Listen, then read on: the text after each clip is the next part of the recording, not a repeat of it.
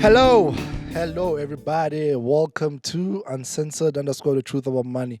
Thank you so much for joining us. We truly appreciate it. It's so good to be back. I think in the past 2 weeks we had given you guys a presentation from the Women's Fellowship, and we're talking about quite a lot of things, but the main topics were basically budgeting, investments, and what was I forgot the last one? How to deal with debt, and I think there were two parts, but I do feel like the last part was pretty interesting, especially um, um, regarding debt. I learned that there's what prescribed Prescribed debt. pre-prescribed debt, and that debt expires, and that it's possible that you could be still paying a debt that has long expired. So that was very interesting. Thank you so much to the Women's Fellowship for inviting us as Uncensored. Thank you to Bratamza for holding it down, and thank you to Ruth as well for helping us with some of the topics, especially debt. But anyways, we're back to the usual programming. But Tamza, how you doing? Ah, no. Oh, well. Oh, well. Let's Good to keep be on. back on the couch. Back on the Yeah, couch. interesting stuff in the world happening. Interesting stuff. Siyabanda, bro. Sejabanda. Sejabanda. So how did you find the presentation? Ah, it was interesting, man. I think it was something, it's different when you're in another environment and they give you set questions that you must answer. Like when we here, we obviously do our research and now it's like, okay, we wanted to tackle this and we wanted to, and it's a different crowd. Because, there's a camera, there's you, there's the media team. There's like, okay, people, and you are speaking to people and you're looking at their faces. Yeah. And you're like, hey, okay, did I say something bad? Yeah. Okay, then you like crack a joke and no one laughs. Like, okay, all right, nah, that was a stale one. Like you never know with people, Yeah. So it was interesting, man. It was interesting. Got out of our comfort zone. I think we must have like an uncensored listening session where there's actual people and Or like more for like a live audience. a live audience. Yeah, I think that might be cool. And I don't know what ask the people say. questions. Maybe they can tell us what they think about it. Have it at a place, some hotel, rooftop, with suit and ties. No, that's an option. So if you love the idea, guys, please just comment below and thumbs up or thumbs down. But with that talk, obviously, and with the questions that came from the crowd, Yeah. what sort of conclusion can you draw, especially involving finances? Like, do people, and because I feel, I might be wrong here, but basically what you were talking about, it's introduction basically. It's like level one when it comes Yeah. to money. Do Yeah. you feel like people grasp those concepts, people know those type of concepts, or do you feel like there's still a long way and there's still like a huge work to be done, And another thing is, the crowd that you were talking to, it's our mothers basically, abantu abadala, people where you would assume that they know more with such topics, So what sort of like conclusion can you draw from that talk? The thing is, because we've been running this thing for a while now, and there's some concepts that we obviously repeat and expand on, and I feel that we take it for granted. Yeah. Simple concepts like saving. How do you save? Where do you save? Sorry. How do you make sure that your behavior's okay in terms of saving? Setting up a debit order or whatever it may be. We take those things for granted. But like when I was presenting it that day, like you saw eyes open. Even some of the questions that were being asked, you like in the back of your mind, you're like, okay, but I thought you're supposed to know this. Yeah. But then you reflect back and you're like, okay, but they're not in a position to know these things, you know. So I think what I found quite interesting is that the things that we sometimes take for granted are the things that, you know, other people actually grasp, and they were actually like taking notes, you know. And some of the questions that even came through real life, that's, I think that was another highlight, is that the questions that came through were like real life, you know, questions and scenarios, you know, where people are like, you know, I've been paying this debt, you know, do I still service it, or what must I do, you know? And it was quite nice just to have that interaction with the live audience, because you saw Guti, like people are suffering out there, and they're already suffering because of a lack of knowledge. Because all of the information that we shared is obviously on Google. You know, people can read up about it.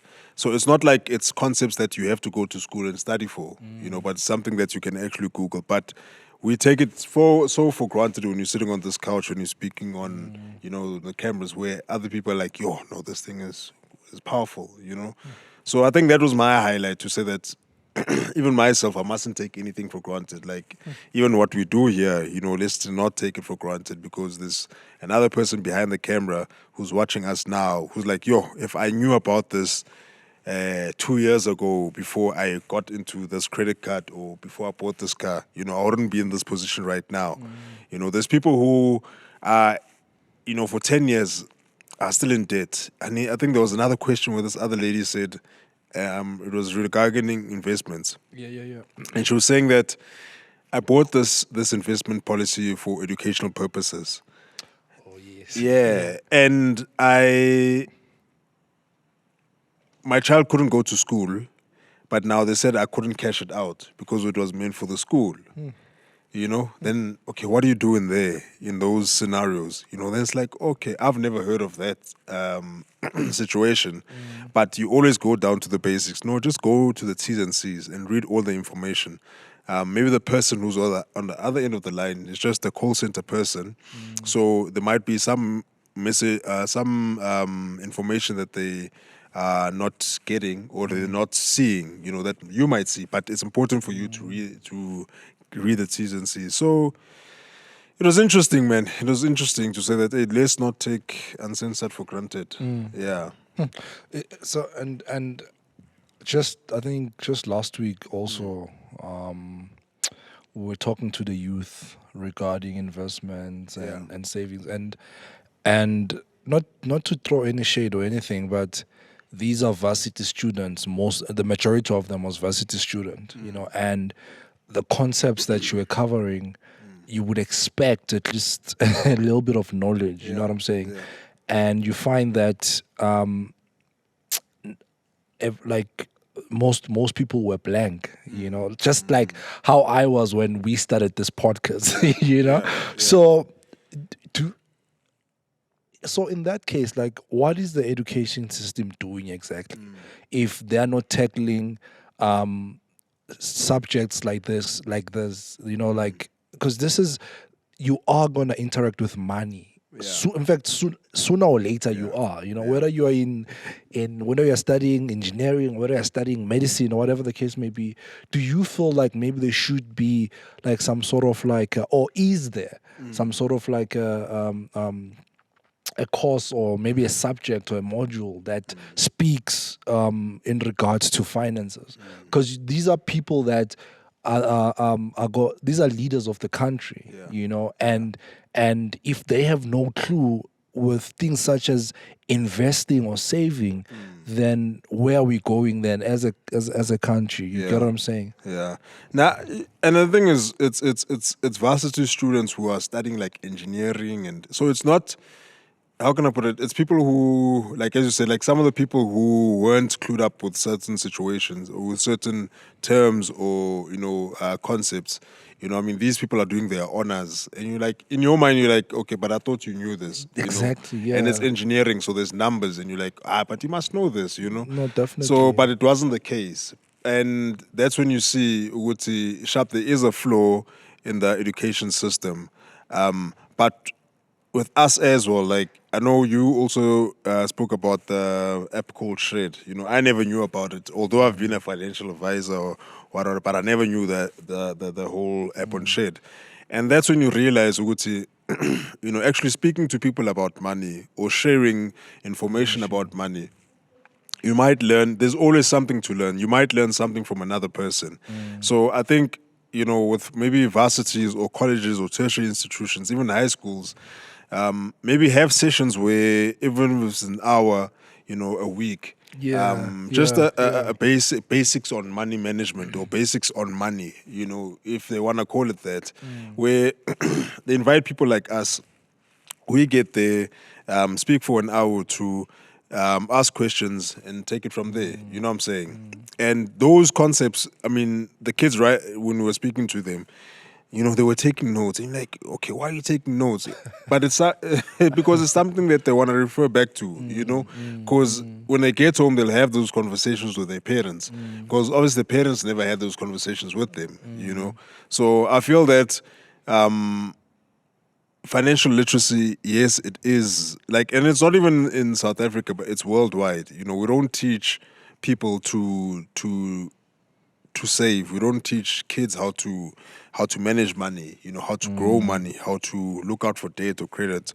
And I feel that it's the parents' responsibilities, because as a parent, you are in that journey. You are living in the money system.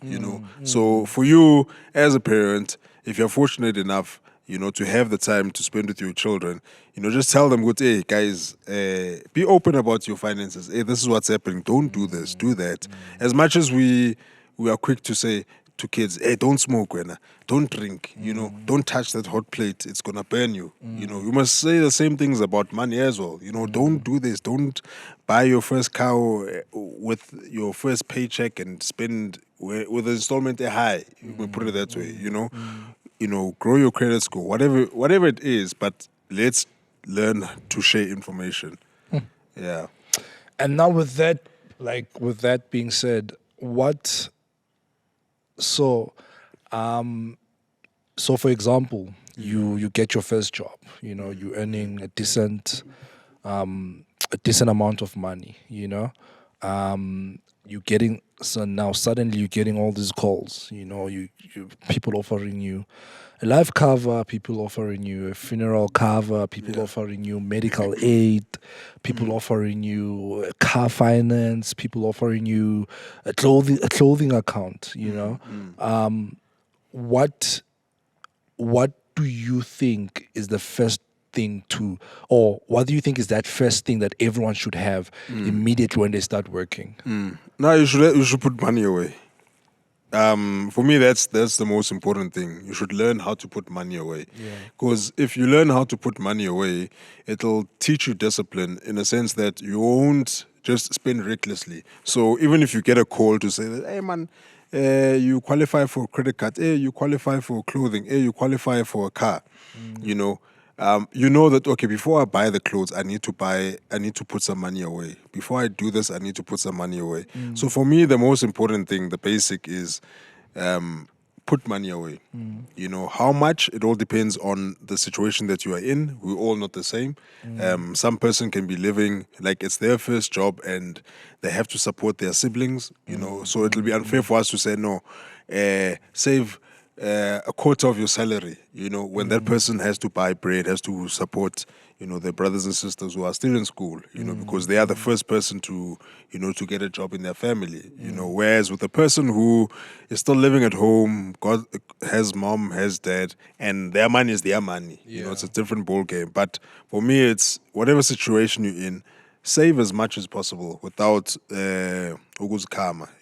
So yeah, for me, that's the basic. Then the other ones will follow. Have a life cover, have a retirement. I think those are the most three important things, because people are dying. We die every day, and now you are working. We've got this expectation when someone works, It's like they were, and they pass away. We can develop in a life cover. Yeah, You know, yeah, so have a yeah, life cover, have a funeral cover. You know, so that when you pass away, at least you're not a burden to your family. You know, yeah. they don't have to scrape around for money. So for me, savings number one, number two is life cover. And the nice thing about things like life covers when you get them young is that they become cheaper. They are Yeah, cheaper compared to when you are older. it's true. So, so just in that topic of saving and investment, so what's your take when it comes to capital appreciation versus income? So capital appreciation versus income, right? So think about it like we were speaking of think about it as let's say as a cow, right? Yeah. You buy one cow, ne? So capital appreciation, so that cow is a capital. Yeah. Now you're feeding that cow, you're taking care of that cow, you're giving that cow vitamins, whatever it is that it needs. Ne? Do cows drink milk? That cow is Kaiser Chiefs. I'm joking. I'm joking. You're not far off. Yeah, they do. No, They they drink water they and don't drink milk. no, no. Okay. Cows produce milk. All right. So I was about to say, give the cow milk.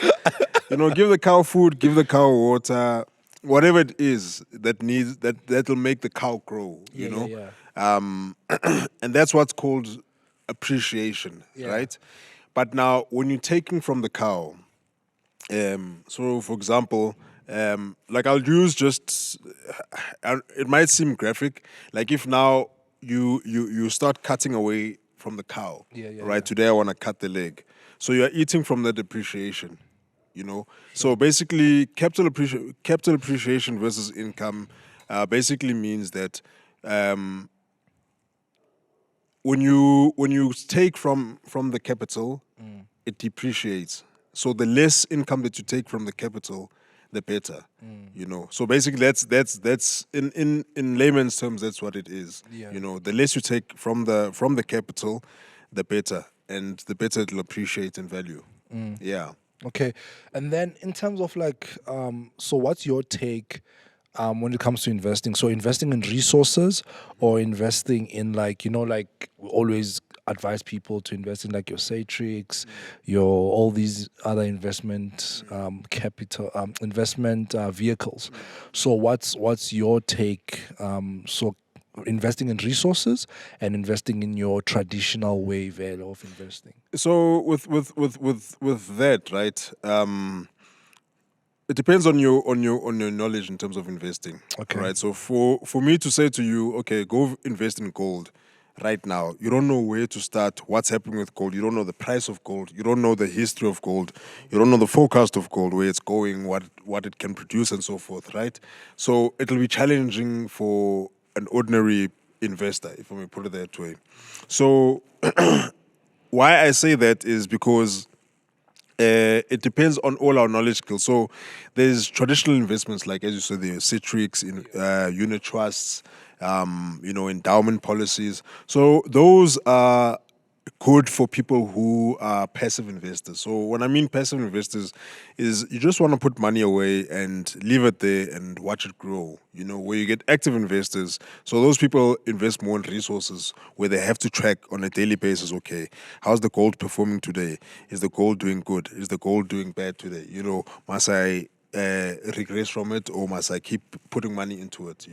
So it all depends on your skill set. To go see how knowledgeable are you in terms of the investment world, and if you are quite knowledgeable, but it's not really knowledgeable, but if you are quite versed with resources, whatever it is, then yeah, go into your resources. But if you're not, go into your traditional ones. But it's nice to obviously, even if you do go into resources, have your traditional investments also, just to form part of your portfolio.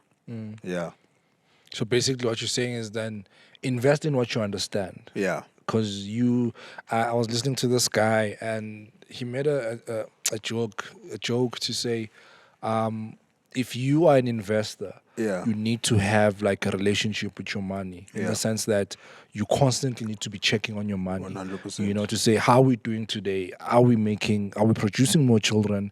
Are we meeting our goals? How far are we from our goals? You know what I'm saying?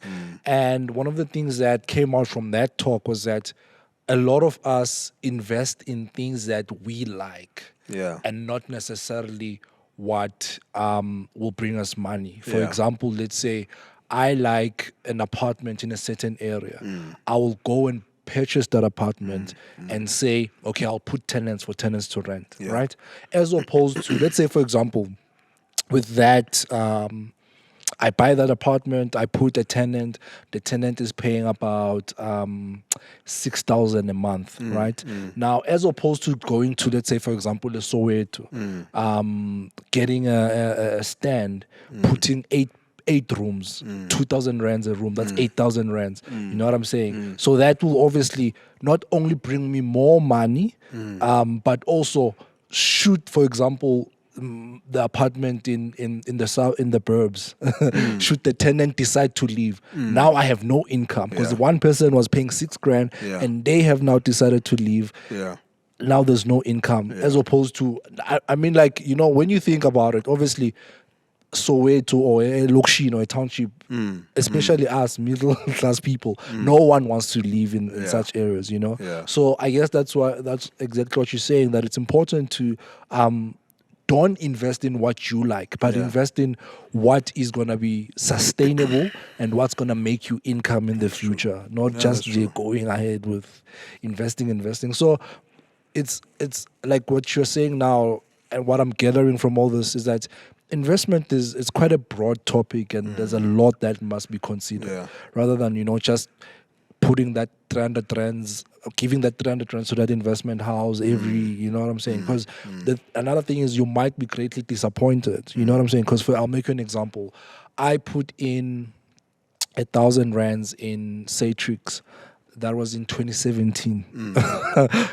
When I go back now, that 1,000 rand, it has made, I think, about 200 rands profit Ever since then. ever since then. Yes.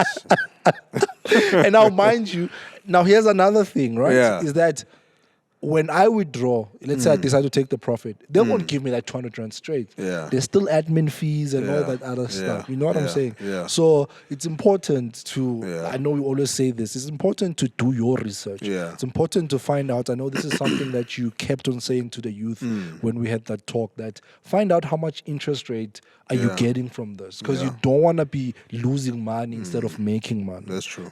So I think that's our time. Is there anything else time you'd like to flies. say? I think that's about it. We'll obviously cover more with episodes to come, but yeah, people should read the T's and C's. I think the value of the knowledge in investing lies in there. The products, they tell you what you're buying into. Not the person on the other end of the line, but the actual product. To say, no, listen, can you please send me the product spec or product information? And then you'll get to understand the product even better. You'll get to make a more informed decision when it comes to investing, regarding that. So my thing is read the T's and C's, read the information, read the product knowledge, read the booklet before you put money away. Don't just take someone's word for it. But I know this investment will give you 12%. It's all marketing at the end of the day. They're driving sales. Yes, with the intention to make you money as well, but it's a business that they're running. But you as a client or customer, make sure that you also in the good standing in terms of being knowledgeable. Yeah. And thank you so much, Pratamza. Thank you so much for watching, guys. We truly appreciate it. Don't forget, we are on Instagram as well as TikTok. So on Instagram, we go by the name uncensored _ the truth about money. And then on TikTok, we are uncensored _ financial edu. And these podcasts, they also drop as audio on Google Podcast, Spotify, as well as Apple Podcast. So if you are driving, cleaning, or whatever the case may be, you can put on your headset and listen to the audio version of this clip. So thank you so much for joining us. We truly appreciate it. We'll see you again next week. Cheers.